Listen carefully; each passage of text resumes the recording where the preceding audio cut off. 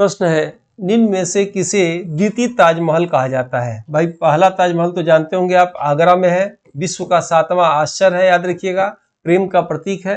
लेकिन द्वितीय ताजमहल किसे कहा जाता है? क्या हुमायूं के मकबरे को कहा जाता है? क्या एतमाद-उद-दौला के मकबरे को कहा जाता है?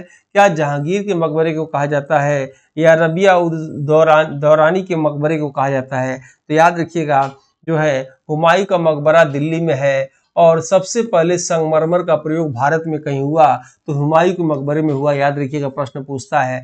एतमाद-उद-दौला का जो है मकबरा, ये भी एतमाद-उद-दौला नामक एक स्थान है, और एतमाद-उद-दौला नामक स्थान आगरा से लगभग 36 किलोमीटर दूर है, याद रखिएगा।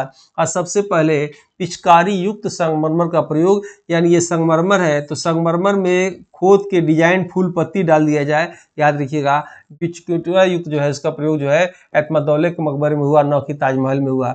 जहांगीर का मकबरा याद रखिएगा लाहौर में है, शाहदरा में, याद रखिएगा लाहौर में है, तो ये जो है ये भी नहीं होगा। रबिया-उद-दौरानी का मकबरा आंसर होगा। ये औरंगजेब की पत्नी थी, याद रखिएगा, औरंगजेब की पत्नी थी। इसने भी कहा कि जो है मुमताज की तरह मेरा भी जो है सुंदर सा मकबरा बनाइएगा ताजमहल की तरह। तो औरंगजेब ने बनाने की कोशिश किया लेकिन बन नहीं पाया उतना सुंदर।